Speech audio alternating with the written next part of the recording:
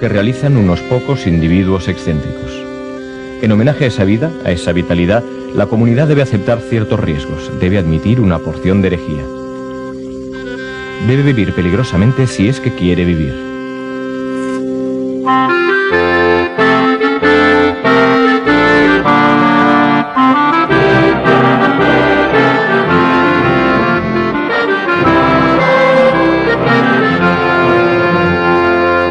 El anarquismo es la libertad, es la puerta abierta hacia el infinito de la libertad y del bienestar de la humanidad.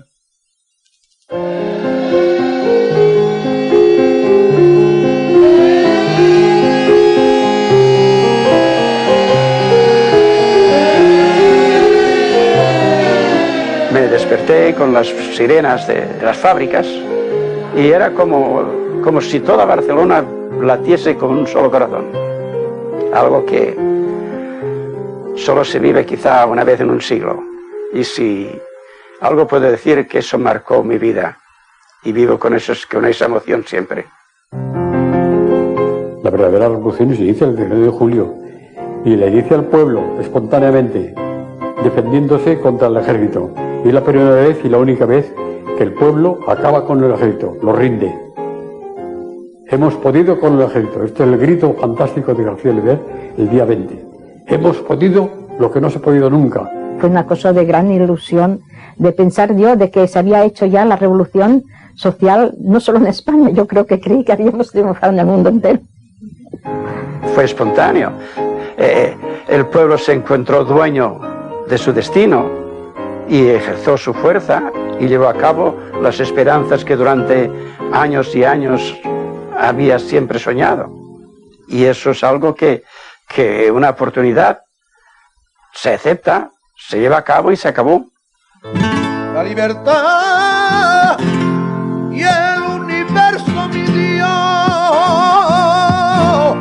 mi patria es la libertad, mi bandera la razón, mi camino la verdad, así es como pienso yo.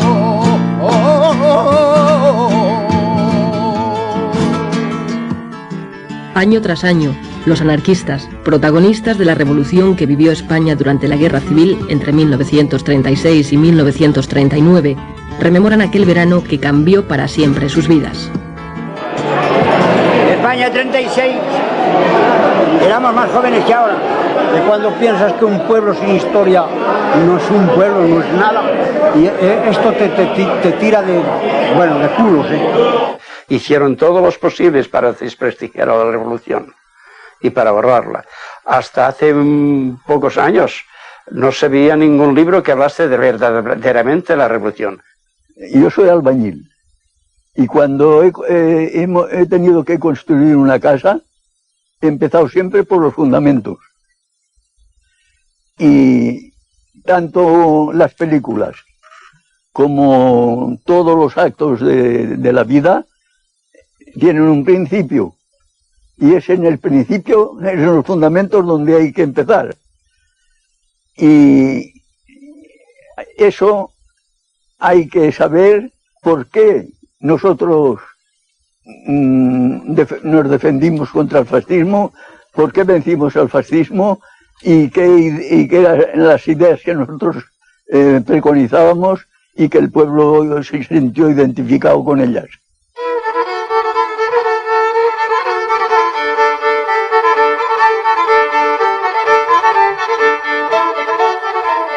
La situación de miseria en la que vive gran parte de la población española en 1930 apenas ha mejorado desde que comenzó la revolución industrial un siglo antes. Continúan el analfabetismo y las profundas desigualdades sociales, sin que las autoridades, la Iglesia ni la burguesía pongan remedio. El anarquismo, que aparece como una propuesta del socialismo utópico para luchar contra la injusticia social, ha ido calando a lo largo de 100 años en las clases más desfavorecidas del país.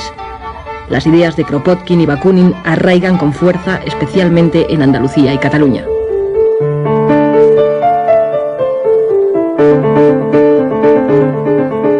En 1840 nace en Barcelona la primera sociedad obrera, y 30 años más tarde, la Organización de los Trabajadores Españoles es ya un ejemplo para el resto de Europa.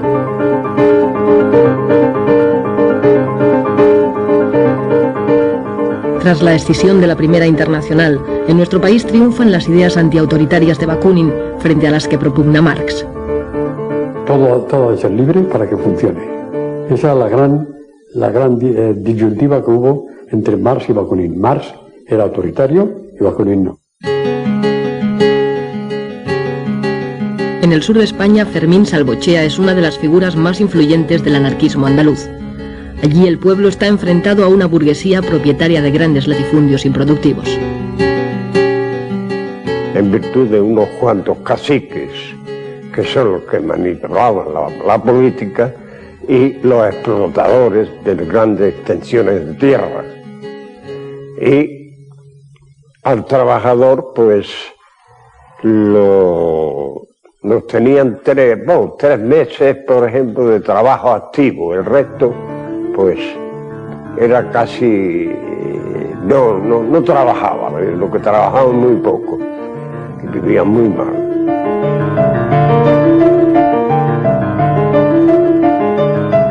En Jerez, 4.000 campesinos toman la ciudad al grito de «Viva la anarquía», asaltando los comercios en busca de comida.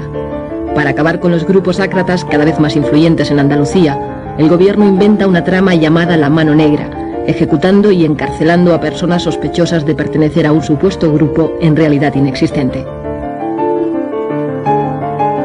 Uno de los procesados es Sánchez Rosa, autor de la Gramática, la Aritmética y el Abogado del Obrero, libros que ponen en manos del trabajador los medios para defenderse en las luchas sociales.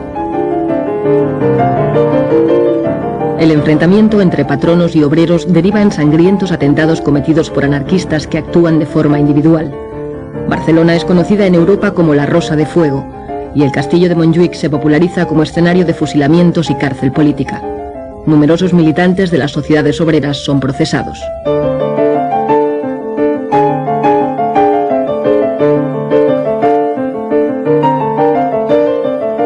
Se ha dado una imagen del anarquismo, de siempre la pistola, siempre... No, señor.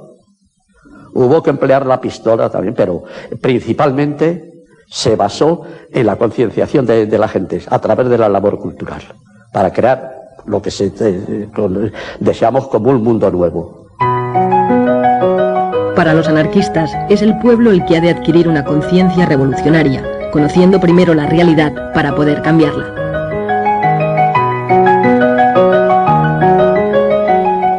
El autodidactismo se explica de esa manera, por afán de saber, pero sin tener medios. Entonces, por eso se explica que haya tantas revistas, tanto folleto en el movimiento libertario español. En todos los pueblos había una revista, o se hacía un folleto, o se hacía un boletín. Es el prodigio que no se explica casi nadie. Soledad Gustavo y Joan Montseny, de sobrenombre Federico Urales, son los creadores a finales del siglo XIX de Tierra y Libertad y la Revista Blanca, que llegará a tener 12.000 ejemplares de tirada. La obra de Proudhon, divulgada por Pi Margall, presidente de la Primera República, introduce en nuestro país el concepto de federalismo, principio que adoptarán en el futuro las organizaciones anarquistas españolas.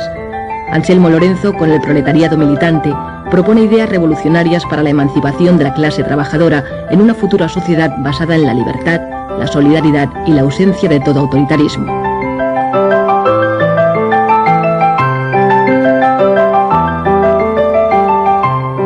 Porque el anarquismo no es una teoría, no es solamente una filosofía, no es solamente un programa de vida, sino una forma de vivir. Una forma de vivir. A través de las sociedades obreras, los anarquistas crean escuelas gratuitas que suplen la falta de una enseñanza pública para todos. En 1902, Francisco Ferrer Guardia funda la escuela moderna inspirada en el racionalismo. Basa su enseñanza en el respeto físico, intelectual y moral del niño. Francisco Ferrer Guardia reacciona contra el oscurantismo de la enseñanza de los curas y de los frailes. Siendo cartesiano, pues como era Ferrer Guardia, y siendo libertario, quiso hacer de su escuela una forja de enseñanza, sobre todo dirigida a la razón, sobre todo dirigida a la lógica. Entonces, a partir de ahí, pues, se cargaba al capitalismo y a toda la política y a todo el poder, etcétera, etcétera, ¿no? No pararon hasta que mataron a Francisco Ferrer, acusándole de actos que no había ni siquiera realizado. En la cosa por la cual se le acusó y en nombre del cual se fusiló, que fue la insurrección de 1909 en Barcelona, de los soldados de no querer embarcarse al África, donde se les estaban matando, asesinando por el capricho de los cuantos militares, incluido el rey, eso Ferrer ni estaba ni participó. Fruto de Solidaridad Obrera nace en 1910 en Barcelona la CNT, la Confederación Nacional del Trabajo, con el objetivo de unir al proletariado español en una sola organización anarcosindicalista abierta a toda la clase obrera. Contraria a los partidos políticos, utiliza la huelga, el sabotaje y el boicot como instrumentos de lucha. En 2 décadas la CNT se convertirá en la organización obrera más importante del país y en el movimiento sindicalista más activo y eficaz de la Europa moderna. La CNT es el intento de los obreros de organizarse para conseguir económica y socialmente una sociedad mejor, dentro de la cual a un poco largo plazo está la autogestión, o sea, la capacidad obrera para asumir todas las funciones que ahora tiene el Estado, o sea, sustituir al Estado. La Primera Guerra Mundial provoca en España un enriquecimiento de la burguesía que no repercute en mejoras para la clase trabajadora. Las tensiones aumentan y, como reflejo de la Revolución Rusa, los obreros españoles organizan numerosas huelgas hasta conseguir, por primera vez, la jornada de 8 horas. Había una fundición que despidieron a 4 obreros porque pedían las 8 horas. Y no lo querían dar, y entonces los patrones cerraron las fábricas y lo cerraron todo. Ripoll se tuvo que hacer comida, rancho, en la plaza del ayuntamiento para alimentar al pueblo, porque duró unas 9 semanas. En 1919 la CNT tiene ya más de 700.000 afiliados. Los duros conflictos laborales provocan entre los jóvenes reacciones extremistas y la aparición de grupos de acción como los solidarios. Compañero de Durruti y Ascaso, García Oliver rememorará en 1938, ya como ministro de la República, los años de lucha en que cayeron numerosos militantes anarquistas como Salvador Seguí, el Noi del Sucre. Nuestro grupo anarquista se formó el año 1923. Dueños casi de la ciudad eran las bandas de pistoleros del Sindicato Libre que patrocinaba la patronal.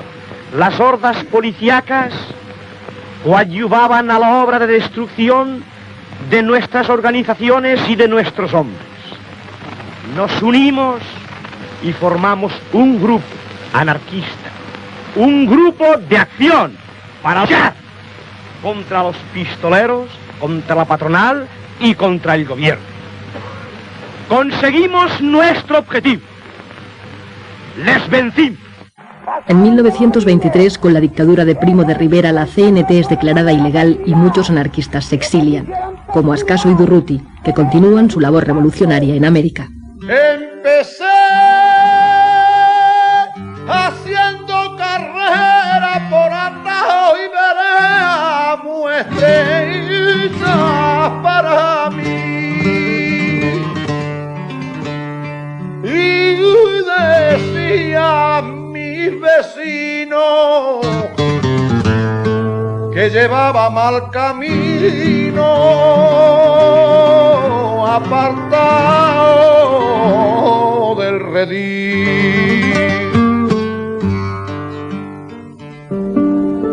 En 1927, en una playa de Valencia, se funda la FAI, la Federación Anarquista Ibérica, que nace con la pretensión de mantener puras las ideas anarquistas dentro de la CNT mediante la formación de pequeños grupos de personas afines, próximas en ideas. Para pertenecer a la FAI, por ejemplo, sin ser retranscrita, se tenía que no haber hecho el servicio militar, no haberse casado por la iglesia, llevar sus hijos el que podía, porque a la escuela racionalista se pagaba, no tener vicios ostensibles. Todo eso era imprescindible. Entonces había una selección natural que hacía una organización muy fuerte, pero sin sectarismo, por coacción moral. Bueno, mis padres, ya te digo, que fue una temporada secretario de la FAI, siempre tuvo cargos, era un hombre, mi padre era un hombre de acción, entonces era muy radical, mi madre también, y entonces pues, y tenía mucha influencia porque era un hombre eran muy humanos, eran muy cultos, tanto mi padre como mi madre, y siempre se rodearon de gente más o menos afín. Y el hombre anarquista procuraba llevar una vida digna, ser un ejemplo. Durante la dictadura, los anarquistas continúan su actividad de manera clandestina. Es el tiempo también de las grandes emigraciones en busca de mejores condiciones de vida. Y mi padre, debido a la crisis de trabajo en la compañía Peñarroya, pues un día decidió marchar a Barcelona. Pero nosotros nos quedamos allá en espera que el hombre ganase algún dinerillo y pudiéramos coger los billetes correspondientes. Tardó un año en lograr ese dinero. El caso es que encontró a un compadre en Barcelona y le dijo: hombre, puedes venir a trabajar al metro. Y además, la vivienda, yo tengo una barraca en la calle Valencia, entre Rocafort y Entenza. Y en esa barraca, pues vivíamos la familia, el compadre, que eran 5, y nosotros 5, 10 personas en unos metros cuadrados. Pertenecía a la CNT mi padre ya. Si ahí en el metro lo llamaron, que lo que te he dicho anteriormente, para decirle que quedaba en la calle, porque un obrero había cometido una falta profesional y ese obrero era murciano. Y entonces despidieron a 80 murcianos que había. Pero el hecho fue de que todos respondían ya a una acción puramente orgánica CNT y por eso los echaron. Sabíamos que existía un mundo que no era el nuestro, puesto que era el que detenía a nuestros padres, el que nos dejaba sin trabajo, es decir, el mundo capitalista de una burguesía, sabíamos que existía, puesto que éramos víctimas de ello, ¿no? Pero nosotros estábamos educados con un entusiasmo que esperábamos que eso fuera posible, que eso se acabara y que la sociedad fuera de una manera más justa, más igualitaria. Encontré gusto a la lectura y después, cuando me iba hacia la barraca, pues como en el invierno en particular, me paraba en las farolas de gas o a leer un poco una hoja, o me paraba en un escaparate que había luz y después salía corriendo, leía otra página y así, Pero trabajé de sombrerero hasta que llegó la República. Anduve gritando por las calles de Barcelona: ¡Visca la República! ¡Visca la República! Todo eso yo lo he hecho. El 14 de abril de 1931 se instaura democráticamente en España la Segunda República y el rey Alfonso XIII parte hacia el exilio. Era una fiesta en Barcelona, por lo menos la que yo viví, desbordante, todo el mundo, pero las calles estaban llenas de gente. No se concibe cómo sin preparar esa fiesta se pudo producir ese fenómeno. Todas las calles llenas de gente vitoreando, sin ningún odio. Viva la República, viva la libertad, viva el pueblo, etcétera, etcétera.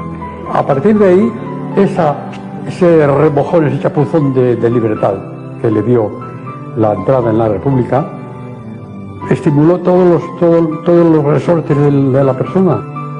No ha habido nunca una juventud tan ansiosa de saber como la que vivimos nosotros entre el 31 y el 36. Aquellas ansias que teníamos contenidas, entonces ya se desbordaron. Ya buscamos sitio a ver dónde podíamos ir. Entonces se nos dijo que habían formado un Ateneo. Allí había el cuadro escénico, había la sección de Esperanto, había cultura general, excursionismo, bueno, había de todo. Y cada noche teníamos un trabajo determinado. Es decir, que nos faltaban horas para todo. Allí se formaron las juventudes libertarias, había los grupos de la FAI. Cuando me llevaron al Ateneo Libertario del Clot, para mí fue un deslumbramiento, porque yo vi allí personas que pensaban igualito que yo. Todo el sindicato se convirtió en un centro de educación. Todo el sindicato era un Ateneo. Se hacía la revolución en España, en el mundo, en la tierra, en la luna, todo allí. No eran lugares para jugar las cartas y beber, sino para leer, para conversar, para discutir, debatir, escribir, lo que sea, ¿no?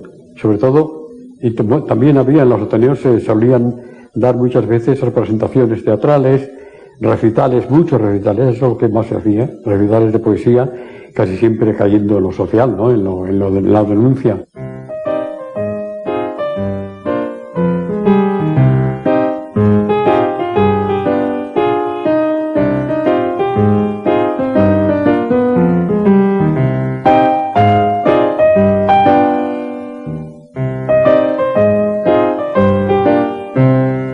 Fue un gran éxito todas las publicaciones anarquistas de España. Llegamos a tener estrictamente del anarquismo más de 70 publicaciones. Cuando se reunían tres anarquistas, coño, se hacía un periódico.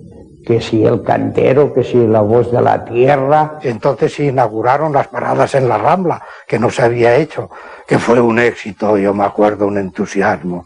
No teníamos manos para vender. No teníamos manos, todo, el aborto legal, las 12 pruebas de la inexistencia de Dios, dinamita cerebral, voceando todos los periódicos y así de gente comprando, porque no nos habían dejado hasta entonces hacerlo. Debía tener 10 años, toda Barcelona voceando Tierra y Libertad, órgano de la Federación Anarquista Ibérica. Pues eso, fue un núcleo de reunión formidable, donde sobre todo la de prensa, de la gente exponía así sus ideas, y fue un centro de conexión de mucha gente, Tierra y Libertad. Se estaba haciendo una revolución mental extraordinaria. Tierra y Libertad pasó de unos 4.000 ejemplares cuando la cogió mi padre a 20.000 en 1934 y 35. La novela ideal, creada por la familia Urales, padres de Federica Montseny, pretende divulgar las ideas éticas del anarquismo mediante una escritura fácil.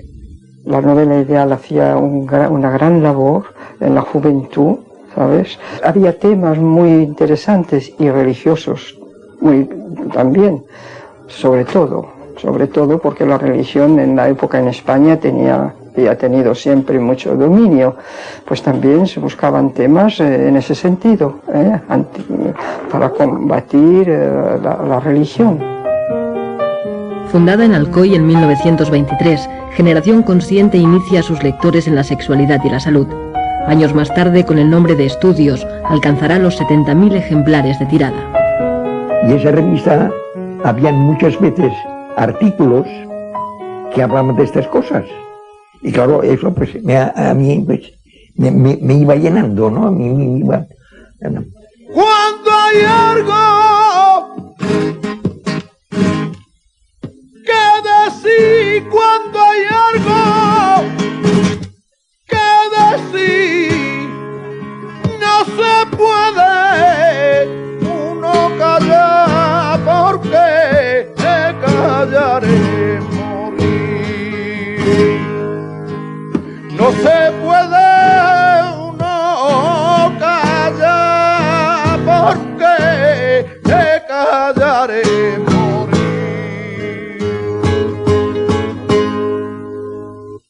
Incluso tú describías y decías, quisiera saber esto o lo otro. Pues te decían, pues sí, pues hay este método, y contestaban por la revista, revista Estudios. Y luego había, la Pentalfa era más bien sobre los nudistas. No sé por qué pasa que en las grandes fábricas de la siderometalurgia, pues la gente se da el alcohol. Se suda mucho y se da el alcohol. Por contra, habían unos cuantos que se veía enseguida, se distinguían de los demás, que no fumaban, que no bebían, que leían, que hablaban, que comentaban.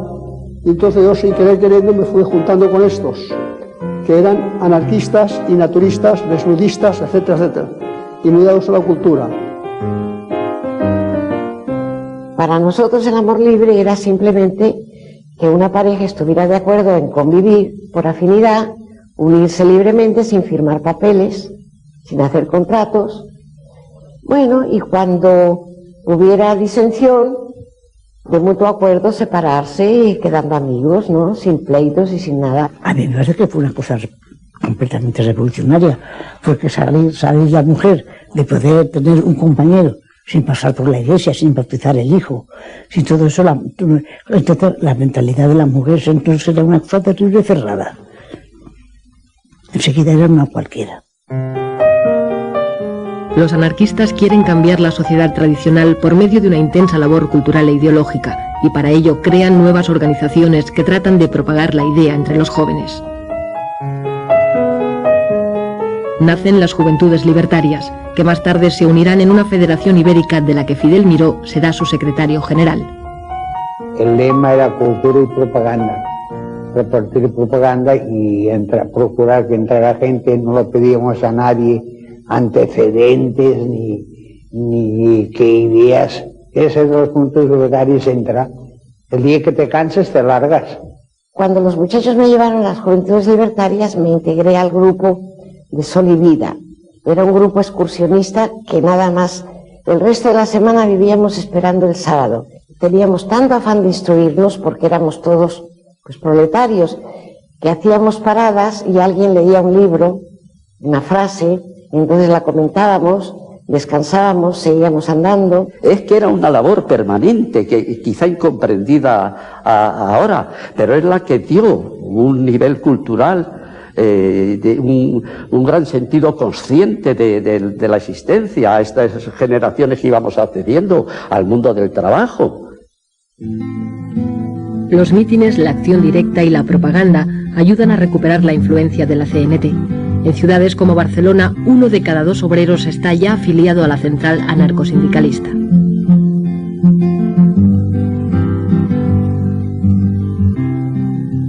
Yo hacía muchas horas.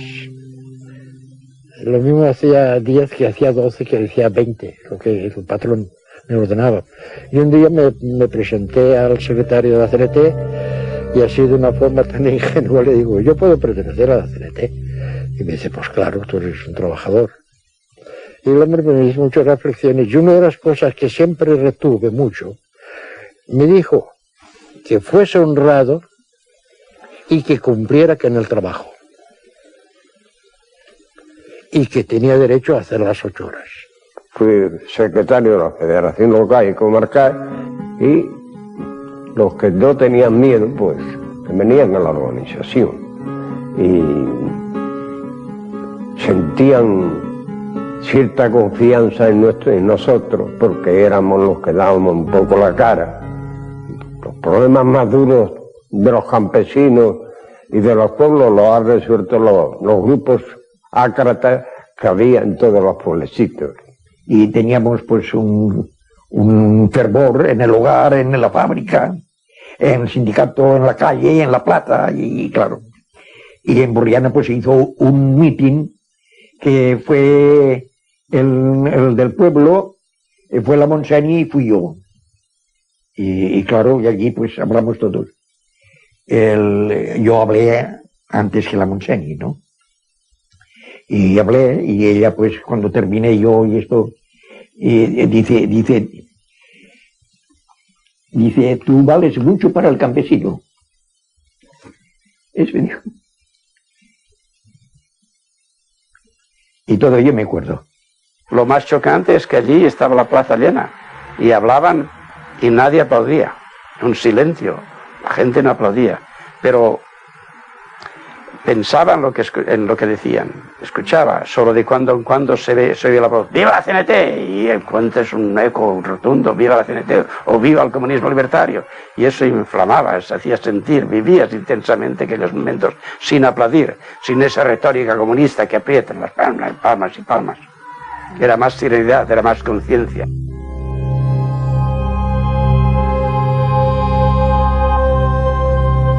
Había unos acuerdos sindicales que cuando echaban a un obrero de un trabajo, no había ningún obrero que debía de reemplazarlo. Así que a lo mejor el patrón, en una mina o en un trabajo, echaba a uno porque lo consideraba revolucionario o porque lo encontraba o porque le cogía rabia, lo despedía. No había ningún obrero que lo reemplazara. Es decir, que todo está atado a través de un espíritu de solidaridad, que es lo más importante que existe en la organización nuestra. Bueno, los vecinos eran como una gran familia.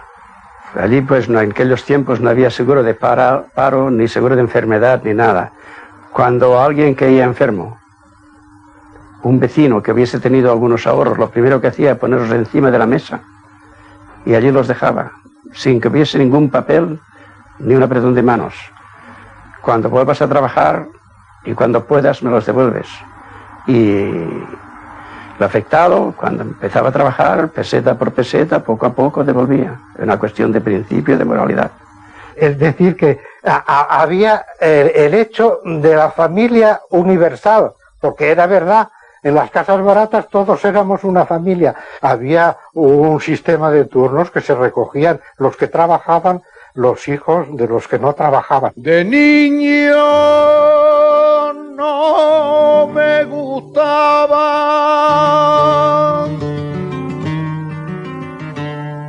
los libros, ni la sotana, ni salir en procesión.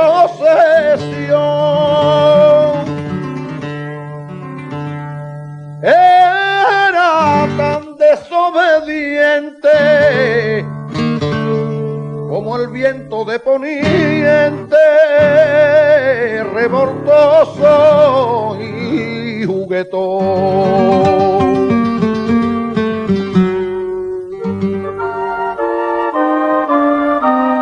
Para combatir el analfabetismo y la educación católica, los anarquistas crean a través de los ateneos y de los sindicatos escuelas inspiradas en la moderna de Ferreguardia, aplicando métodos de pedagogos como De Crolí o Pestalozzi.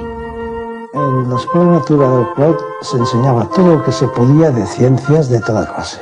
Lo que ocurre es que había un acento en todas partes siempre que era superior a la enseñanza aquella, que era el hecho de hacer que el niño utilizara eso no para hacerse un depósito de conocimientos, sino una capacidad de utilización de esos conocimientos. Se procuraba que el niño fuera él mismo siempre y que viese la diferenciación entre cada niño, entre todos los niños. Eso se llevaba con gran cuidado porque es el elemento principal tanto del anarquismo como de los métodos de enseñanza del anarquismo. En la escuela nuestra, en la escuela de Puchelías, en la escuela Natura, yo allí no he leído nunca ni a Bakunin, ni a Kropotkin, ni nada más que, por ejemplo, La cosa humana, de Tolstoy, los poetas, quizás la lectura de Blasco Ibáñez, es decir, gente más bien moderada, más bien liberal. No era ninguna cosa, no era una educación revolucionaria, era una educación más o menos pacifista, antimilitarista, humana y culta, pero nada más. Escuela Nueva ya parte de unos principios modernos, de pedagogía moderna, que no hay ni asomo de ideología. Hay en verdad la idea de la libertad por encima de todo y en la base de todo. La emancipación de los trabajadores ha de ser obra de los trabajadores mismos. Si no, no habrá esa emancipación. Es decir, que se autosubvencionaba de diversas maneras, pero autosubvencionaba. Lo que nunca quiso la Escuela Natura ni el sindicato Fabril fueron subvenciones ni del Estado ni del Ayuntamiento. Pero las esperanzas puestas en la República defraudan a las clases más desfavorecidas del país. El gobierno tiene que hacer frente a numerosos levantamientos en Cataluña, Levante y Andalucía. Y que los campesinos en Andalucía padecían hambre y el feudalismo allí seguía manteniendo tierras y cotos y miles de hectáreas sin cultivar y la gente sin trabajar. Allí se produjo casas viejas. Fue un movimiento montado por los anarquistas, era un movimiento anarquista. Y quisimos declarar comunismo libertario.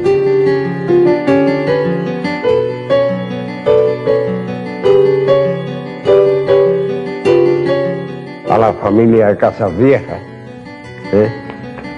los asesinaron y además quemaron la casa. Y ese es un pueblo campesino de la provincia de Cádiz.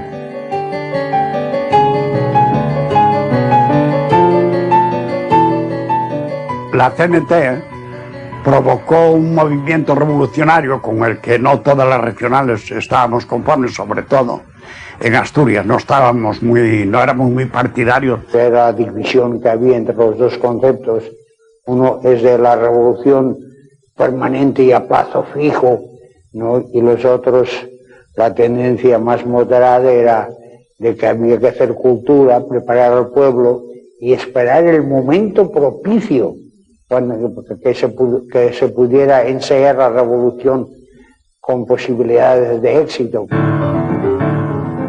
En año y medio de república, el enfrentamiento entre la derecha y la izquierda provoca 30 huelgas generales, 400 muertos y 9.000 detenidos. Se suspenden 157 periódicos de izquierdas y 4 de derechas. Se frena la reforma agraria y el desarrollo de las escuelas públicas. Tras algún conato de sublevación militar, la derecha gana las elecciones. Y luego salió victorioso, porque nosotros, el 90%, no fui a votar porque queríamos darle un castigo a la República, porque no fue a votar, porque estaba más con ellos que con nosotros. La gente sacando el dinero al extranjero, no queriendo trabajar, cerrando fábricas. Los sindicatos estaban clausurados continuamente y las cárceles llenas de obreros, de presos gubernativos. El preso gubernativo es un hombre que no ha hecho nada, que no tiene más que un antecedente sindical. Yo estuve 6 meses y no fue de los que estuve más. En Asturias, los trabajadores de la CNT y la UGT colectivizan minas y fábricas. Ramón Álvarez forma parte del Comité Revolucionario. La idea general estaba concebida, primero, detener el avance progresivo del fascismo en toda Europa. Y después se combinó en uno de los puntos, el fundamental, en que la finalidad del movimiento revolucionario de octubre era la implantación de una sociedad socialista federalista. Pero la revolución de Asturias no es secundada por las fuerzas de izquierda del resto de España. Los obreros asturianos resisten durante 2 semanas el asalto de las tropas enviadas por el gobierno, con el general Franco al frente. La revuelta es aplastada en una acción premonitoria de la guerra que se avecina. Febrero de 1936. El Frente Popular, la izquierda, derrota en las elecciones al derechista Frente Nacional. El voto de la CNT ha sido decisivo. En febrero decidimos votar nosotros. Muchos, yo no voté, pero muchos votaron, porque teníamos alrededor de 15.000 presos en las cárceles de España. Se suceden las huelgas, las ocupaciones de tierras y los enfrentamientos de la Guardia Civil con obreros y campesinos. Mientras la derecha prepara el golpe de Estado, las organizaciones más radicales llaman a la revolución. Para mí el comunismo libertario es mi máxima aspiración. Para ello, en el año 36 celebramos un congreso en Zaragoza y después de mucha discusión, porque a nosotros nos gusta mucho discutir, pues llegamos a un acuerdo concreto de que la CNT propugnaba el comunismo libertario. Un comunismo, como decía antes, que va de abajo arriba y no de arriba abajo, que se regula mediante asambleas generales, con revocación inmediata de cualquier cargo si la mayoría lo exige. Y ya el hecho de que la base sea soberana significa que no hay posibilidad de maniobras politiqueras. Todos de todos, hay que distribuir equitativamente y por tanto, si todos de todos, todo el mundo trabaja, todo el que puede, claro. Todo el mundo trabaja, todo el mundo se forma, sobre todo porque hay tiempo para formarse. España ha venido a menos por una triple división. Por la división engendrada por los separatismos locales, por la división engendrada entre los partidos y por la división engendrada por la lucha de clases. Entonces los falangistas habían empezado ya a tomar bastante fuerza y se atacaba con bastante intensidad a los compañeros nuestros. Esto dio lugar a que por nuestra parte pues nos empezáramos a plantear una lucha más directa, incluso pues yendo armados. Los pueblos se dividieron en dos. En mi pueblo de 1.500 habitantes, los de la derecha no se saludaban con los de la izquierda. La generalidad de los trabajadores lo tienen muy claro. ¿Sabe quién tienen enfrente? A la Iglesia, que tienen enfrente al capitalismo, que son sus enemigos seculares. Porque hasta la Iglesia entonces ya se había enfrentado el cardenal Segura, se había enfrentado constantemente contra la República. Ya aquello era inevitable. Ellos ya estaban en el extranjero ya entrenándose, ya tenían acuerdos con Mussolini y con Hitler. Entonces todo el mundo lo sabía y todo el mundo se preparaba. Y los partidos, y lo sabía el gobierno. Ahora, había ministros que dormían a la hora en que los otros se lanzaban a la calle. Y el gobierno central de Casares Quiroga negaba que hubiese alzamiento y todo eso, y dio la orden, que eso fue lo fatal, a todos los gobernadores, que nada de armas al pueblo. Nada de armas al pueblo, tenían más miedo a la revolución que a los militares. Porque no hay que olvidar que en los primeros días de julio, Companys le dijo al jefe de orden público de Cataluña que desarmase a la CNT, a los anarquistas. En Barcelona estábamos todos los militantes y otras gentes también de izquierda, estamos de guardia toda la noche durante 4 días. Entonces ya hubo el día anterior a la revolución, ya vinieron y dijeron que yo me había dormido, por cierto, en el tejado, en el techo, dijeron, bueno, hoy es la hora de la verdad, el que no le interese que se largue a su casa, porque hoy sí hay faena. Estábamos en la Plaza de la Generalidad, eso estaba abarrotado de hombres pidiendo armas. Y salía Companys y decía que esperábamos. A gastarme, o a que he venido a este mundo, como no sea para gastarme, como no soy sordo mudo, no tengo el por qué callarme ante la ley del embudo.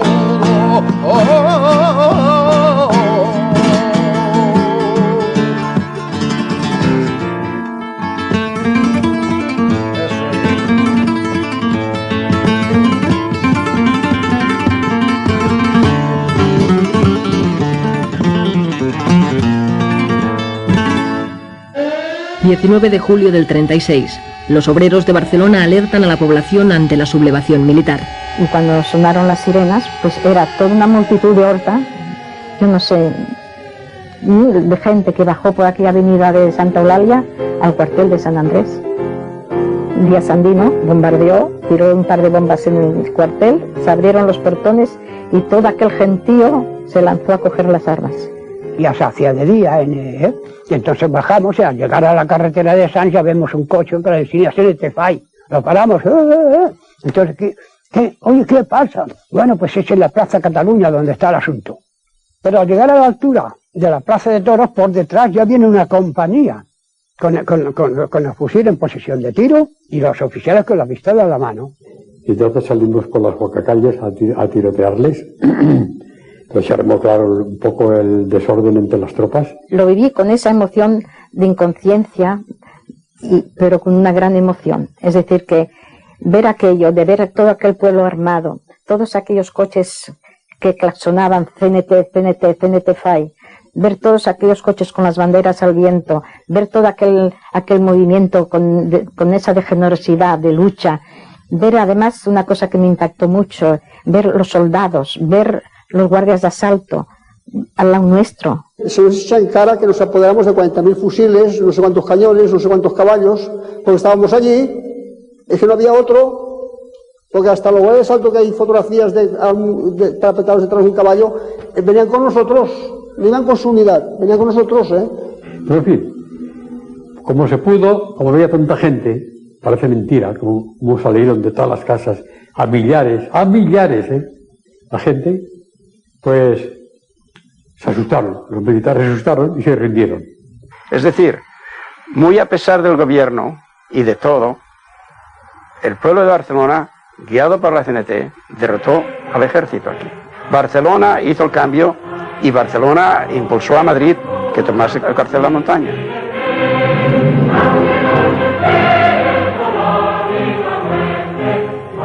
Es una manifestación pública de todo el pueblo de Madrid, que se levanta como puede, o que se trata de oponerse ya desde ese momento a lo que se le viene encima.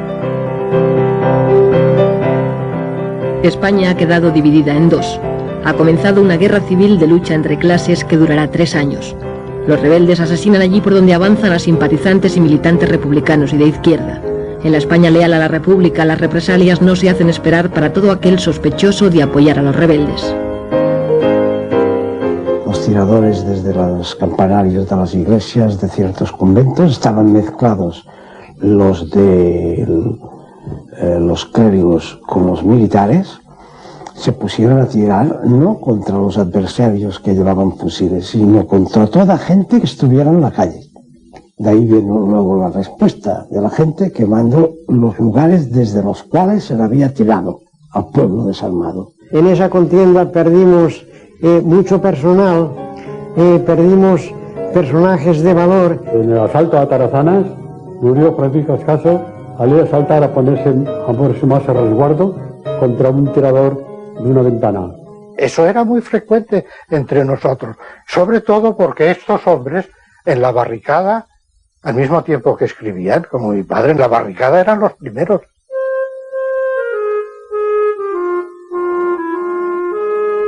La nula capacidad de reacción del gobierno de la República ante el golpe militar y el desmoronamiento de las estructuras del Estado provoca que en muchos lugares sean los propios ciudadanos los que organicen sobre la marcha la nueva sociedad. La cárcel modelo de Barcelona salieron todos de golpe, ¿no? Todos. Fue el primer momento glorioso de la revolución, sacar a todos los presos, ¿no? Y presas, claro. Ya se rompe con toda la cosa del Estado y todo, ya se rompe, ya nosotros, y para nosotros ya no servía gobierno ni servía nada, ¿no? Ya era una cosa del sindicato, ya no aceptábamos órdenes, ni comentarios, ni consejos de nadie, nada más que del sindicato. Hicimos un comité en primer lugar, para reclutar gente para ir a Aragón o donde fuera, y después, en segundo lugar, para evitar que hubieran venganzas personales, ¿no? El 19 de julio, automáticamente, hubo un cambio de sociedad, porque la mayor parte de capitalistas habían marchado, y otros abandonaron, se huyeron, y los obreros se tuvieron que hacer cargo de la administración de los trabajos. Entonces se nombró por la noche, CNT y UGT, hubo una asamblea en la Casa del Pueblo, casino, que pusimos como un casino que iban los ricos, y como que habían desaparecido, pues hubo una reunión allí, y se nombraron los comités de fábrica, consejos de empresa, cada trabajo, el suyo para que continuara, y quedamos que emplearíamos todos los parados que habían, unos pocos a cada fábrica, y así lo hicimos. Y así que es que de parados no había. Los ricos decían que sobraban 500 obreros y los obreros decían que sobraban 5. Y cuando esos 5 desaparecieron, hubo trabajo para todo el mundo. La cosecha no estaba recogida y urgía recoger la cosecha, trillar, hacer todo esto y que se empezara a funcionar. El pueblo de Membrilla un cierto día se acostó pobre y amaneció rico. Amaneció rico porque comió todo el pan que quiso, cuando antes no hacía más que pasar hambre. Espontáneamente el pueblo pone en práctica las ideas libertarias acariciadas a lo largo de todo un siglo, sobrepasando las expectativas de las propias organizaciones. Barcelona se convierte en la avanzadilla de la revolución.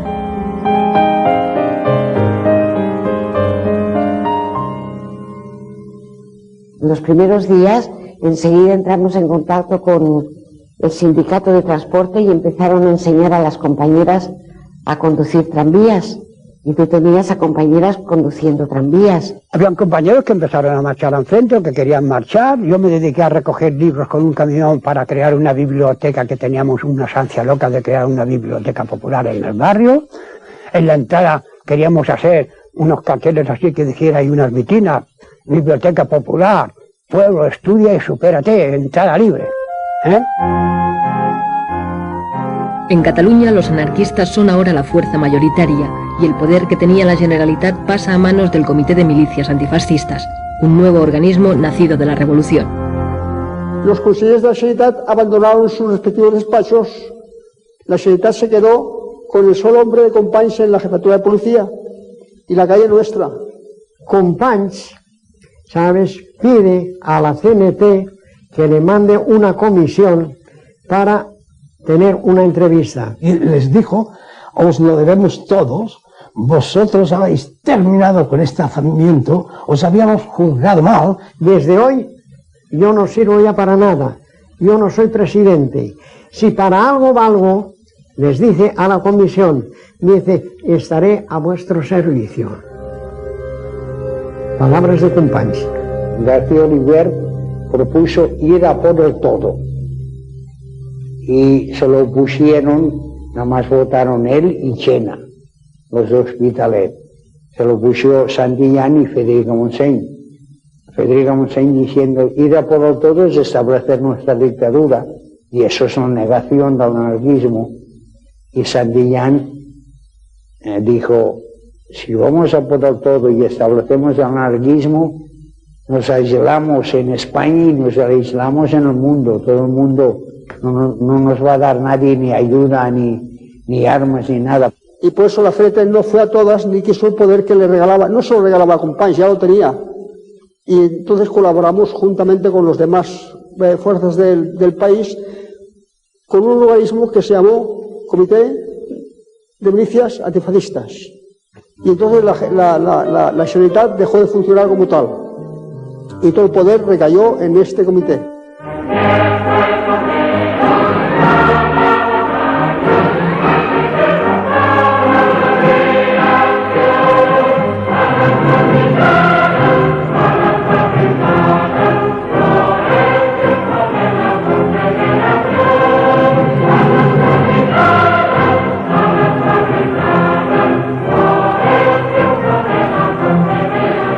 Empezamos a organizar las columnas y hay esa salida que tenéis ahí en la fotografía y se iban directamente al frente, al lugar que les pedían.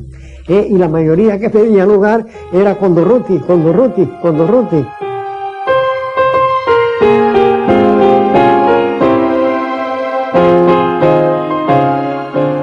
Ante el peligroso avance de los sublevados y el desmantelamiento del ejército, los partidos y los sindicatos organizan milicias de voluntarios obreros y campesinos para defender el país.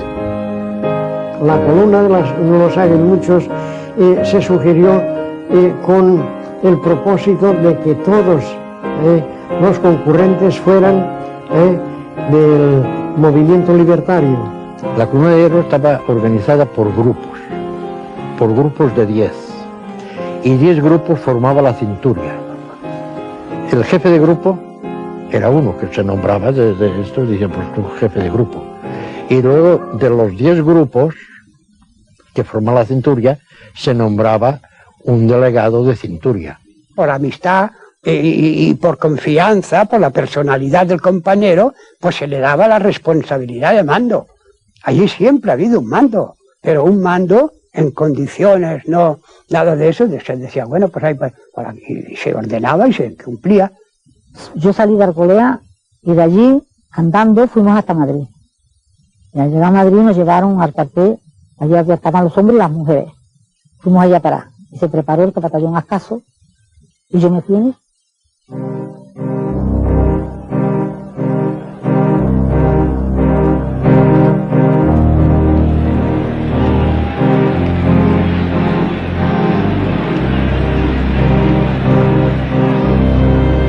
Puedo decir que a medida que nosotros íbamos actuando con la columna de Ruti, nosotros dábamos las manos a los campesinos y a toda aquella gente, transformando la sociedad en autosugestión, en una serie de actividades, colectividades, que sea lo que nosotros habíamos pretendido toda la vida.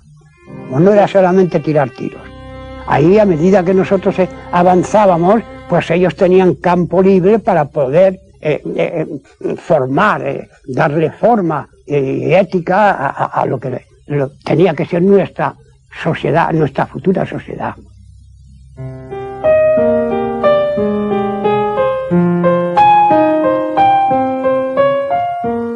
Los cambios se suceden vertiginosos en zonas de Castilla, Extremadura, Andalucía, Asturias y sobre todo en Levante, Cataluña y Aragón.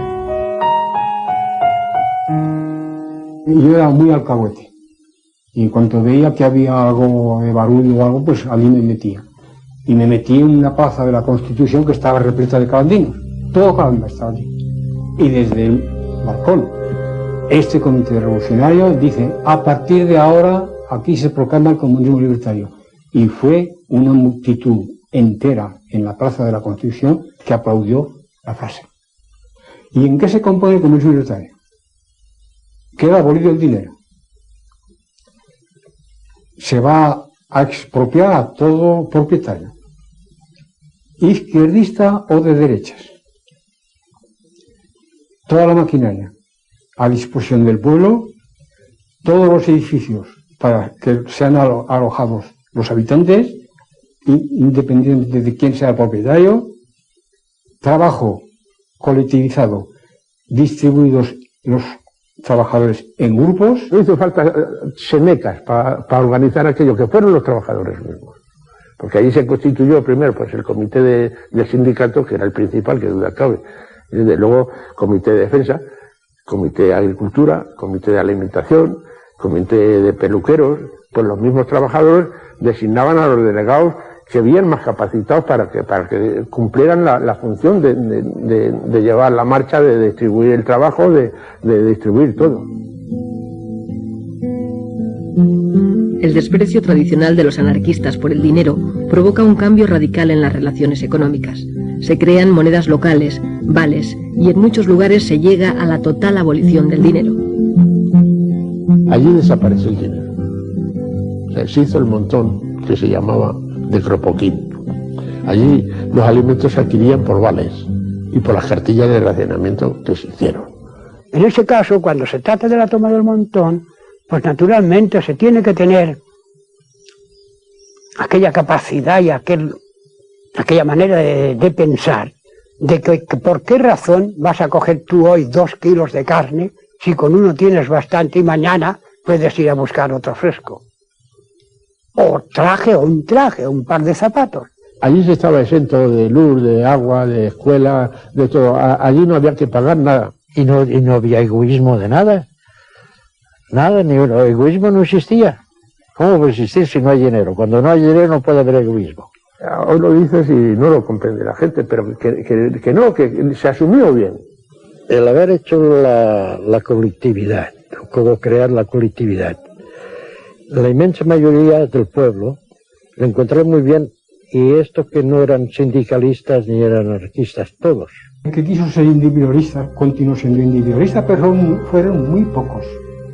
Y el que, como mis padres, aquí, a 30 metros de aquí, por ejemplo, que eran individualistas,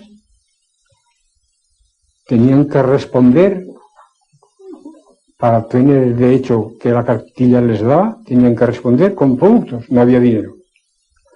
En aquel año mis padres elevaron 4 cerdos para la matanza. Vino un compañero, por cierto que allí disgusté un poco a mi madre por lo que hice, vino un compañero, yo ya sabía que iban a venir, decide el compañero de que la familia tenía bastante con un cerdo y le requisaron los 3, con los cuales se pagaba el resto de necesidades de todo el año. Trabajábamos a gusto. Y la otra, pues que hay menos gastos en colectivistas que individuales. Porque ahora supongamos, si hay 100 individuos que trabajan en colectividad y 100 que no, los 100 que no necesitan 100 tractores, que los otros necesitan más 10. Destituidas las antiguas autoridades locales, son ahora los trabajadores organizados en la CNT y en menor medida en la UGT los que controlan la administración, poniendo poco a poco en marcha toda la vida pública. El Comité Revolucionario me asignó el cargo de delegado de abastos. Delegado de abastos, pues creo que eso ya se comprende. Nos hicimos cargo de todas las mercancías que teníamos y además un pueblo que no da trigo, pues veníamos a Levante y lo cambiamos por azúcar. Pues teníamos una fábrica de azúcar, pues había una cosecha ya. Y de allí nos llevábamos chocolate y cosas así, intercambios. Ya con el carbón ya se traía mercancías de calzado, de vestidos, de todo eso para el pueblo. y se traían de afuera. Se nombraba cada pueblo una delegación representativa de cada pueblo y allí se construyó en Benicarló, digamos, la Federación de Colectividades. En Levante, UGT y CNT trabajan de forma conjunta tras la expropiación espontánea de tierras y fábricas. Bajo la organización de la Central Anarcosindicalista, Alcoy se convierte en un ejemplo de autogestión obrera con las industrias colectivizadas en su totalidad. Se crea el CLUEA, el Consejo Levantino Unificado de la Exportación de Agrios, encargado de coordinar directamente desde las colectividades la venta al extranjero. Muy pronto este organismo, nacido de la Revolución, topará con las reticencias del gobierno central, que comienza a apoyar a las cooperativas comunistas. Y en el extranjero ya teníamos, en París, en Bruselas, en Holanda, en fin, todas esas cosas. Todo aquello funcionó perfectamente y cada vez mejor, cada vez mejor.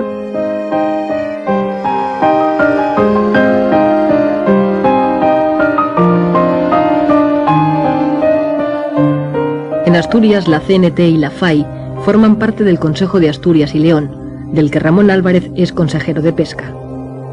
Los obreros eran los administradores de las industrias.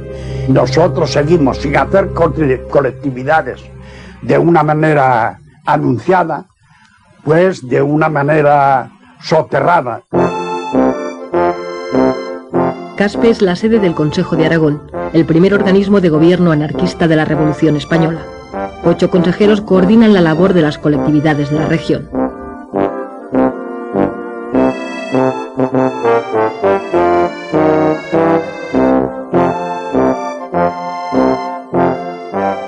Aquí en la región, que fue el centro, digamos, mayoritario de las colectividades, con su consejo en Caspe y todo eso, en Levante hubo colectividades, en Andalucía hubo colectividades, en Castilla hubo colectividades para todo, pero tan homogéneo como en Aragón no la hubo en ninguna parte.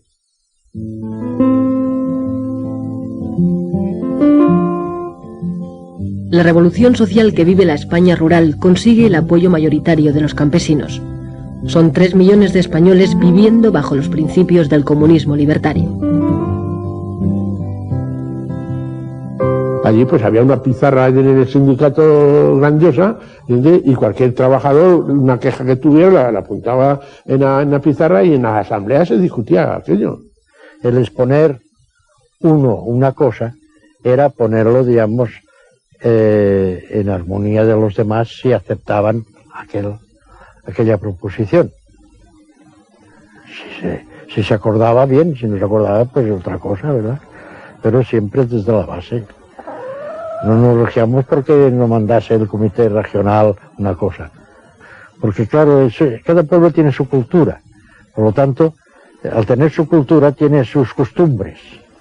Entonces no son las mismas costumbres nuestras aquí valencianas, como diríamos las andaluces, son diferentes. Con la ocupación de tierras y un reparto más racional del trabajo, la producción aumenta. La gestión colectiva de los beneficios permite la construcción de hospitales, escuelas, acequias, granjas y centros de experimentación agrícola. Había, además del grupo escolar Francisco Ferrer, donde se pusieron 18 maestros, del huerto del convento, del huerto de los frailes, concretamente, se hizo una zona de experimentación agrícola. Se plantaron viñedos, se plantaron olivares, olivares que eran viejos, que eran productivos, se hacía carbón. En fin, hubo una transformación y que la colectividad prosperó mucho. E inmediatamente se decidió el adquirir 2 tractores, y 2 tractores en Canda, sin parar de trabajar, hace mucho. Y con aquello, pues, no solamente se suplió los 350 hombres que fueron al frente, sino que se aseguró, y eso es más que verdad, se aseguró que nada de las tierras cultivadas hasta la fecha quedaron yermas, todas fueron cultivadas. Como aquel que cada otorga, y aunque la ignorancia es sorda, pude levantar la voz más fuerte que los río de los perros consentidos y que la voz del patrón.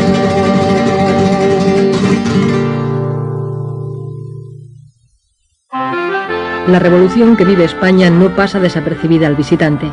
George Orwell, que ha venido a luchar como voluntario en una columna del POUM, describe sus impresiones al llegar a Barcelona. Era la primera vez que me encontraba en una ciudad en la que mandaba la clase obrera. Los anarquistas ejercían virtualmente el control de Cataluña y la revolución se encontraba en plena marcha. Las actitudes de tipo servil habían desaparecido. Nadie decía señor o don y ni siquiera usted. Todo el mundo se trataba de compañero y de tú. Y decía salud en lugar de buenos días.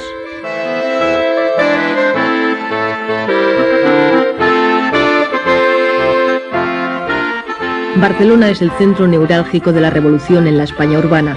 Con la CNT y la FAI al frente del Comité de Milicias Antifascistas, Cataluña vive una de las transformaciones más radicales de su historia, que afecta a todos los aspectos de la vida política, social y económica. El 80% de las empresas se han colectivizado y todos los servicios están autogestionados por los propios trabajadores. Estos cambios serán legalizados por la Generalitat en octubre de 1936. No hubo problema alguno en quién iba a dirigir, quién había de ser el dirigido, ni nada de eso, porque ya formados sindicalmente en la CNT, ya había unos valores establecidos, unas personas que habían demostrado responsabilidad y buen hacer. Yo fui uno de los nombrados a la colectividad del Gran Metro. Y estando en el metro, en la colectividad, es cuando hubo una reunión general del transporte y me nombraron secretario. Y ahí empezó. Y yo era albañil que conocía poco el transporte, pero nos poníamos al corriente pronto de eso. Las circunstancias nos obligaban. Se organizó una comisión que se titulaba Administración y Control de la Propiedad Urbana, que estaba compuesta de 3 elementos de la Generalidad, 3 de la CNT y 3 de la UGT. Y de los 3 de la CNT yo era un vocal, yo era uno. Entonces, la propiedad no quedó abolida, pero quedó incautada. Los propietarios no tenían derecho a administrar sus fincas, tenían derecho a formar parte de la administración de esta comisión. Los anarquistas podían hacerse los dueños de Barcelona y de Cataluña y no quisieron hacerlo.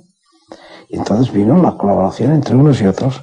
Y entonces, como los más fuertes éramos nosotros, en la cuestión de enseñanza, pues se buscó a uno de los nuestros, al profesor Puig de Elías, y él se ocupó de redactar con otros y demás, pero siempre dirigido por él, la Constitución del Cero. El Consejo de la Escuela Nueva Unificada nace con el objetivo de promover una escuela única, gratuita y laica en lengua catalana. La revolución crea también servicios de asistencia y previsión, inexistentes hasta entonces, que cubren gratuitamente la sanidad, las bajas temporales, la invalidez y la jubilación.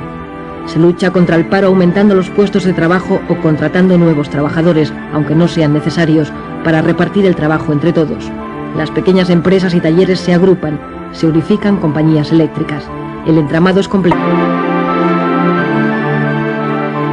Nos sentíamos involucrados y luego, claro, nos daba un protagonismo y una responsabilidad que asumimos, diría yo, muy a gusto. En las asambleas lo que se discutía, no tú que serás, yo que seré, sino cómo mejorar la producción, cómo el trabajo organizarlo mejor, cómo quitar intermediario entre una acción y otra, porque claro, una fábrica es compleja.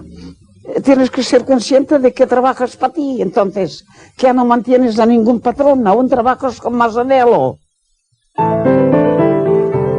Elizalde, Ford, General Motors, Cross, Pirelli o Can Girona. Los trabajadores reconvierten de manera asombrosa en solo 7 semanas empresas civiles en fábricas de armas. Esta transformación permitirá la supervivencia del ejército republicano.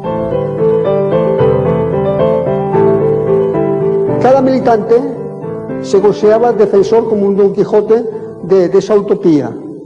de esa forma de operar, de esa forma de conducirse éticamente en la sociedad sin necesidad de que viniese el gendarme de turno. O sea, la autogestión yo creo que es la asignatura pendiente aún ahora, porque en aquel momento se demostró que, mira, hay el más ilustrado y el menos, hay el memo y el listillo, pero todos tienen algo, todo ser humano tiene algo a aportar. Casi todo el mundo dice que es una utopía, ¿no? Es la única cosa que podría salvar el mundo, la anarquía. Es lo más bonito que hay. Cada cual, trabajar todo el mundo, ni amos ni patrones. Y cada cual hacer lo que tiene en su cabeza. Es que todo el mundo tiene algo adentro. Poco a poco, la realidad de la guerra obliga a los anarquistas a colaborar en las tareas de gobierno. Cuando cesó el Comité de Militares Antifascistas, que duró 2 meses, el periodo revolucionario en Cataluña duró 2 meses, de julio a septiembre. Hubo un nuevo gabinete, se nombraron consellers y era Sanitat la que vuelve otra vez a coger el poder con sus consejeros. 4 anarquistas entran también como ministros en el gobierno de la República. Entre ellos, Joan García Oliver y Federica Montseny, que se convierte, muy a pesar suyo, en la primera mujer que accede a un ministerio en Europa.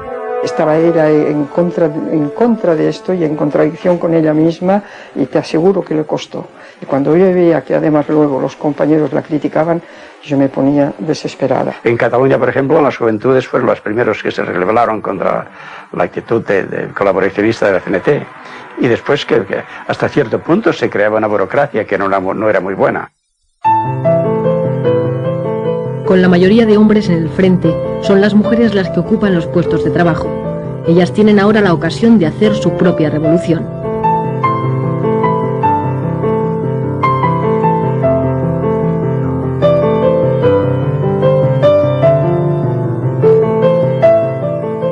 Al irse los hombres al frente, al ocupar ella puestos que dejaron vacantes los hombres en la producción, quizás eso las despertó, se sintieron más libres.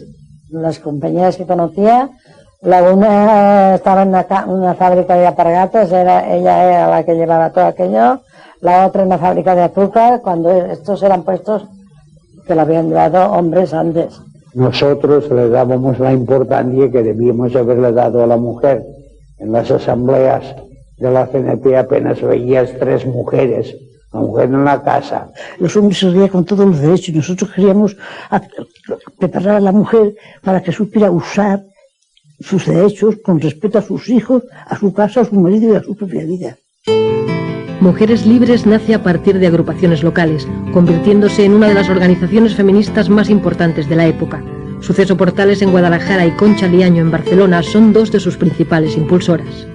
Éramos distintos a los movimientos de liberación femenina burgueses, porque nos dábamos cuenta que ellas, por su preparación, luchaban por equipararse o en competitividad con los hombres para ocupar los cargos que ocupaban los hombres. Pero nosotras nos dirigíamos a la mujer proletaria, a la obrera, a la que no tenía instrucción, que salieran de ese servilismo, que salieran de esa sumisión, en el trabajo, en el hogar, que se consideraran personas adultas. Y ahí fue donde tuvimos que hacer mayor énfasis. Y en crear escuelas donde la mujer se capacitara, no solamente para leer y escribir. Me parece que yo no te podría decir los cientos y cientos de mujeres analfabetas que convertimos a que supieran leer y escribir. Así que cuando formábamos una agrupación, lo primero que se hacía era la escuela. A las mujeres las educábamos sexualmente con clases. Teníamos clases especiales y mujeres que las educaban y iban a los hospitales a hacer prácticas inclusive. Hicimos una serie de folletos a este respecto y con respecto a la relación del hombre y la mujer que enviamos al frente. Hicimos por lo menos miles y miles de folletos, folletitos pequeños. Los anarquistas promueven cambios sociales únicos en Europa. García Oliver, ministro de Justicia, es el primero en dictar en España una ley que iguala los derechos del hombre y la mujer. Federica Montseny, ministra de Sanidad, promulga la ley del aborto, que solo llega a aprobarse en Cataluña.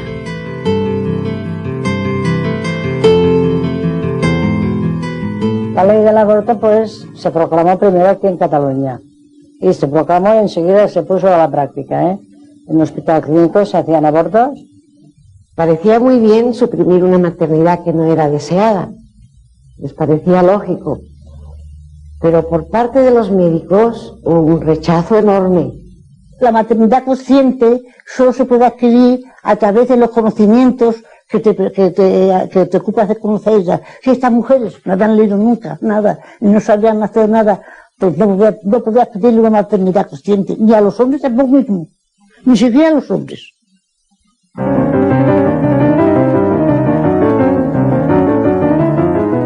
Las ayudas alemana e italiana al bando rebelde y la política de no intervención de las democracias occidentales están provocando la derrota de las fuerzas republicanas. El ejército franquista está a las puertas de Madrid y hace falta un golpe de moral para levantar el ánimo de los madrileños, que ven como el propio gobierno de la República huye a Valencia. Durruti es en esos momentos el personaje más carismático, el más solicitado.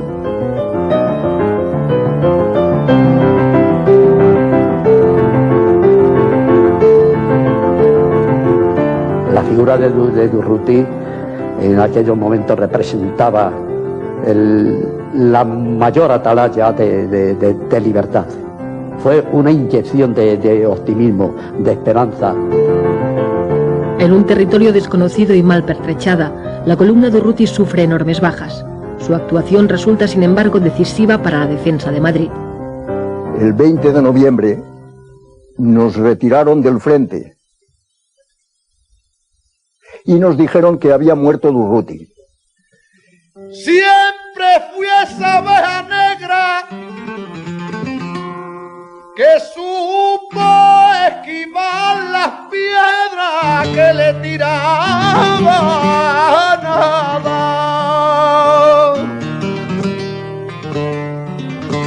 Y entre más pasan los años, más me aparto del rebaño, porque no sé a dónde va. No ha habido en la historia un entierro como el de Durruti en Barcelona. No sé si contaron 1,5 millones, que sea, algo inenarrable. La República trata de reorganizar el ejército e impone la militarización obligatoria. El objetivo es ganar la guerra olvidando la revolución. Los anarquistas, sin embargo, mantienen su idea de derrotar al fascismo para crear una nueva sociedad. Dijeron que iban a militarizar la columna,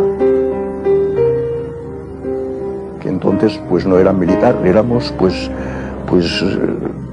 milicianos, y que la iban a militarizar. Y dijimos que no. Detestábamos la disciplina militar.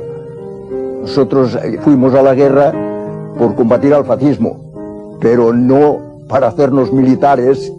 Todos los que hacíamos la guerra de nuestra generación éramos contrarios a la guerra y contrarios al militarismo, pero muy contrarios, pacifistas a carta cabal. En cuanto a eficacia de las cosas, yo no vi ninguna. Tan eficaz era 100 hombres llamándose centuria, como 100 hombres llamándose compañía. Yo creo que el error primero fue ponerse en el lugar del enemigo, hacerse ejército, y no guerra de guerrillas, que precisamente es nuestro honor histórico. Las guerrillas se dicen todo el mundo guerrillas por España. Y llegamos a la conclusión de que ya no era la revolución, sino que era la prolongación de la guerra. Y entonces, pues, para obtener armas y para poder vivir, tuvimos que aceptar la militarización. ¡Visca la libertad catalana! En Cataluña, los partidos tradicionales recuperan poco a poco el poder perdido el 19 de julio a manos del pueblo y las organizaciones revolucionarias. En mayo de 1937, los partidos nacionalistas y el recién nacido PSUC, los comunistas, provocan unos sucesos que generarán una guerra civil dentro de la propia guerra. Numerosos anarquistas son eliminados. el POUM ilegalizado y Andreu Nin, su secretario general, asesinado. Los primeros días se vivió bajo el ambiente libertario toda Cataluña. Fue después, con los reveses y las dificultades que iban saliendo, que las fuerzas que no eran simpatizantes fueron reaccionando, y ahí llegó los sucesos de mayo. El Artemio Guadé, que era consejero de la Generalidad, mandó la policía de la Generalidad a que se apoderara de la Telefónica. La Telefónica estaba incautada por la CNT, claro, en la Telefónica se resistió, y de allí empezó. En las barriadas éramos los amos absolutos, pero en el centro había calles que eran de uno, calles que eran de otro, y así hubo una cantidad de muertos. Los comunistas fríamente se propusieron acabar con los líderes nuestros, para dejarnos sin cuadros directivos, y casi que lo lograron. Eso fue horrible. Nos mataban a los compañeros por la espalda, mataron en San Andrés a más de 50 compañeros de las Juventudes Libertarios. Y para localizar, para parar eso, nuestros compañeros, que eran ministros, García Oliver y Federica Montseny, se los daban de Valencia a Barcelona pidiendo el alto al fuego, y fueron ellos que se les hizo caso y se paralizó. Hubo una fracción incluso de nuestras columnas que se brindaron para venir aquí y acabar con los comunistas de una vez. Y fuimos nosotros que no, que ya estaba bien de sangre. Fue un error. Allí se perdió la mitad de la guerra en los acontecimientos de mayo. Las cosas habían cambiado radicalmente, había dimitido ya Largo Caballero con los socialistas de izquierda y la separación de la CNT del gobierno, y a partir de los sucesos de mayo pues se sintió en el ánimo de todos y en la sensación de que habíamos perdido mucha fuerza y que la fuerza la había adquiriendo el Partido Comunista, que todas las armas buenas que llegaban de Rusia iban a las fuerzas que ellos comandaban. Solapadamente están empezando a entrar en los intestinos del ejército, a entrar en el comisariado, a entrar en los servicios de información militar, que los ocupan casi en su totalidad. Y nosotros estábamos convencidos de que la idea era cumplir la orden de Stalin, de eliminar sobre todo a los anarquistas, hacerse con la situación de mando y dar por terminada la guerra cuando Stalin lo decidiera. Era eso la cosa. Ideológicamente no les interesaba que estos mecanismos revolucionarios se llevaran adelante de tal manera que si ganábamos la guerra, al país se le pudiera decir, junto a haber ganado la guerra, esta es la obra que ha hecho el anarquismo, esta es la obra que ha hecho la CNT, y esto como arranque para el futuro. Era la primera revolución anarquista en el mundo. Ninguna revolución que no fuese controlada por el Partido Comunista tenía ninguna significancia para los comunistas. Y esos no lo podían permitir. No sabéis todos lo que pasó con las colectividades, que vino Lister con todo su ejército a acabar con ellos, con todos, a rajatabla, pero con el imperio de los fusiles.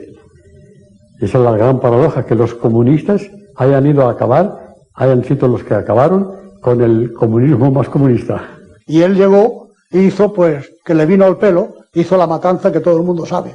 Lo que hizo Lister es porque, como en Rusia exactamente, los bolcheviques, los dictatoriales, no admitían que se presentase un ensayo libertario de la naturaleza en el que se vivía en Aragón.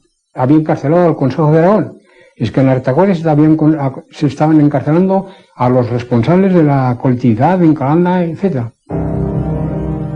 A pesar del intento del gobierno y los comunistas por destruir las colectividades, la mayoría vuelven a reconstruirse y continúan su labor.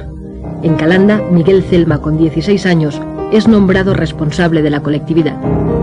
El cambio formal de funcionamiento y de objetivos no existió. No hubo cambio alguno. Eran los mismos. Y eso duró pues hasta el 15 de marzo de 1938. Durante toda la guerra no disminuyó la capacidad productiva de Cataluña, ni su capacidad colectivizadora, ni la presión de ciertos elementos conservadores de la Generalidad, ni los comunistas pudieron borrar la autonomía económica de la que la CNT tenía en Cataluña. Guerra, falta de materias primas, destrucción de instalaciones, boicot del capitalismo internacional y agresión del propio gobierno de la República. La revolución que vive España desde 1936, con la puesta en práctica de las ideas anarquistas, ha sufrido todo tipo de contratiempos y, sin embargo, la producción ha aumentado, han mejorado las condiciones de trabajo, hay más igualdad entre los ciudadanos y la economía tiene un funcionamiento más racional. Pues esas colectividades tuvieron que luchar, en primer lugar, con una situación anómala, en guerra, con una economía nula, porque todo dependía de Cataluña. Cataluña, si le daba la gana pagar, daba dinero, y si no, pues ya el hecho de tener que pedir ya molesta, y sobre todo al aragonés. En fin, todos los inconvenientes, y no digamos ya la política de Madrid.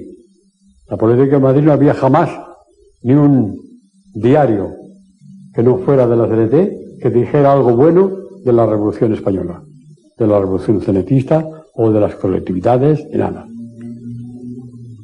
Ya sabéis que siempre el anarquismo ha tenido una prensa malísima. Que en 3 años no se pueden hacer muchas cosas, más siempre cuando tienes una guerra civil, te tenías que apañar con lo que había, ¿no? Porque nos faltaba todo, las materias primas, había la cuestión de la inseguridad, los bombardeos, el pueblo vivió mal. Yo no soy de los que digo que no hubo disputas, no hubo cosas después, pero el conjunto de lo que fue el comunismo libertario, colectividad, paz y justicia de Membrilla, para mí, y lo demuestro al que quiera, que es la única solución que tiene la humanidad para poder vivir bien. Porque de otra forma no existe. Porque ahí se demostró que me hacía falta la Guardia Civil, me hacía falta los ricos, me hacían falta los curas para vivir bien, que son los únicos que entorpecen la marcha de la riqueza, porque la única riqueza que existe es el trabajo. Lo malo es que aquello, con sus defectos que los hubo, no continuase, pese a lo cual, cuando los dueños de la fábrica volvieron, la encontraron mucho mejor que no la habían dejado. Cuidado. Aparte de haber duplicado la producción. En Chirona, cuando terminó la guerra, al hacer balance, gran sorpresa para los dueños, gran sorpresa. Se había capitalizado mucho más de lo que era antes de la guerra.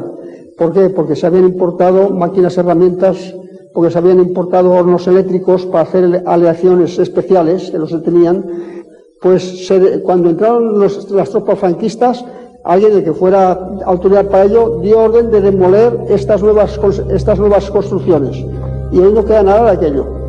Fue destruido, porque era un prestigio para la zona republicana y para los que habían gestionado y dirigido la empresa de Cancherona, o sea, del material. Estábamos muy al tanto que las potencias democráticas no querían que nosotros ganáramos. Sin embargo, la pasión podía más que nada y decíamos, bueno, aquí seguiremos hasta que podamos.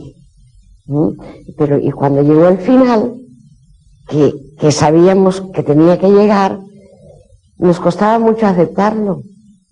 Mucho. Eso fue muy doloroso, porque no solo perdíamos la patria, perdíamos nuestros ideales y sabíamos que para siempre. La lucha ya se fue perdiendo, ya la retirada. Hasta que se replegaron, ya fueron a la Seu d'Urgell, ya se replegaron, y ahí es cuando nos enteramos de que se perdía Barcelona. Y entonces estábamos allí unos compañeros y mi padre telefoneó a Barcelona. Telefoneó a la casa CNT-FAI y le contestó una voz: arriba España, viva Franco. Y es la única vez, no la única, pero en eso vi que a mi padre le salían, colgó hacia el teléfono y le saltaron 2 lágrimas. Ya comprendí. Y yo creo que aquel fue un momento muy emocionante para los que estábamos allí.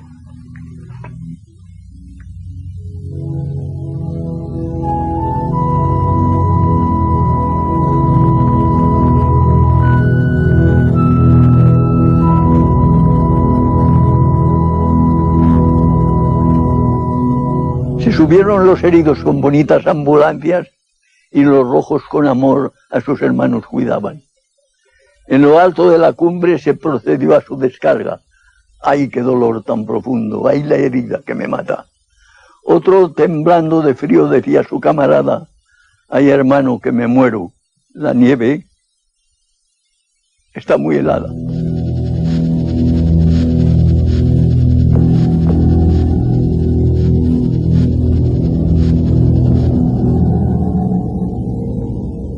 Nos dijeron que la guerra había terminado. El que no quisiera, el que no estuviera de acuerdo con el régimen de Franco, se podía ir al extranjero, porque los puertos de Valencia y Alicante estarían abiertos mientras había una sola persona que quisiera marchar. No salió nadie del puerto de Alicante, de Rojos, de la zona republicana, no marchó nadie. Nada más, nos cogieron a todos. Y nos llevaron al Albatera. Campo de Albatera fue cruel. Algo que el que no ha pasado por un sitio así no puede creerse las barbaridades que allí lleguemos a sufrir. El hambre, el maltrato, los palos que nos llegaron a pegar, aquello no lo sabe más que los que estuvimos allí.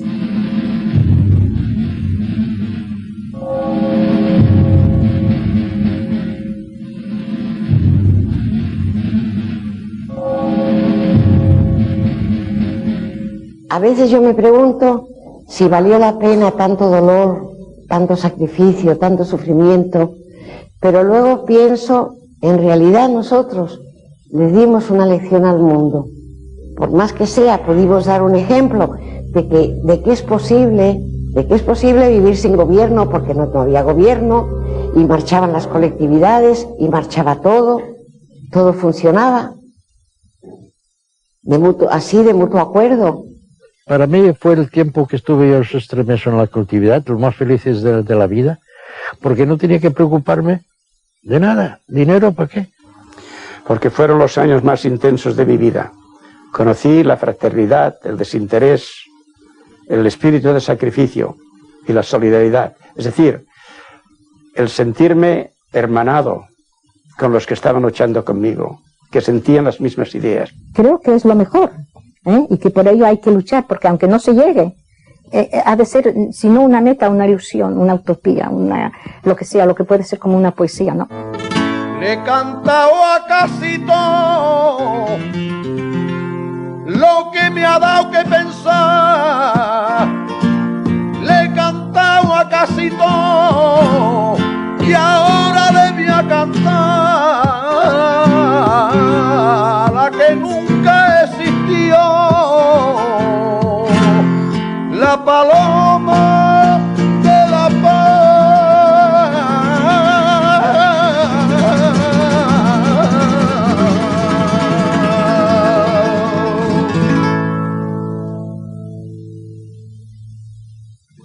A los osados pertenece el futuro.